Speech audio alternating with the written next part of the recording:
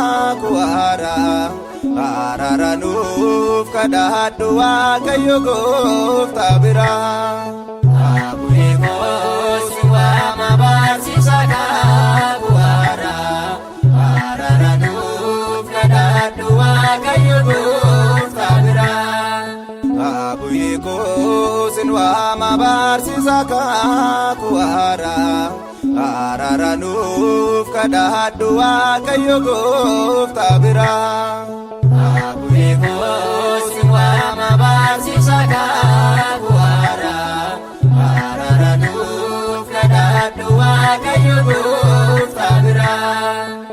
Abbootii koo si waama Kakuudhaan kan na laatte Abbootii koo si waama Gooftaadhaan filatamte Abbootii koo si waama lammummaan kee gibsidha Abbootii koo si waama Itoophiyaaf kennamte Abbootii koo si waama dhugaadhaan waan amanteef Abbootii koo si waama saanyiif qomoon filanne Abbootii koo si waama meeshaa hafuuraa malee Abbootii koo si waama kan addunyaan hidhanne.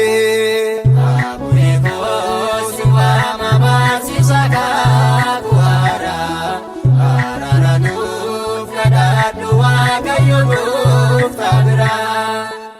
Abbootii koo si waama Gaadameessi si baate Abbootii koo si waama eebbifameera dhugaa Abbootii koo si waama hin dhoksu gaarummaa kee Abbootii koo si waama naatu si baaragaa Abbootii koo si waama nama mitiin bineensaaf Abbootii koo si waama kennaa soorata isaanii Abbootii koo si waama qeerransaaf leencoliinu Abbootii koo si waama kanaaf si filatanii.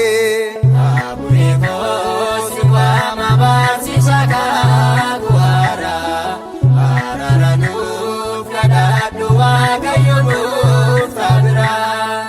Abbootii koo si waama Akkam jarroomte ati Abbootii koo si waama leenca jabaa abboomte Abbootii koo si waama kennaa addaam duraanii Abbootii koo si waama itti kan fayyadamte Abbootii koo si waama uffanni kee rifeensa Abbootii koo si waama badhaasa Waaqa uumaa Abbootii koo si waama manni kee damma roobsa Abbootii koo si waama sechaan seenaa kee ibsa.